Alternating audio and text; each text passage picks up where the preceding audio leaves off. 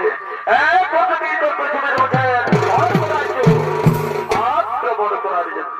তাই ভগবান চন্দ্রের মন্ডলী এক করেছে সুন্দর হিরণাক্য ভূমিকে আপনাদের মহান আলোক মর্যাদা মহান মধ্যে চরিত্র মেনে করে দেখেছে। ইনি হলেন হরিদাবাদী চরিত্র পার্টির এক অতিমান তরুণ চরিত্র শিল্পী অষ্টাদী মহাবীর নিবাসকে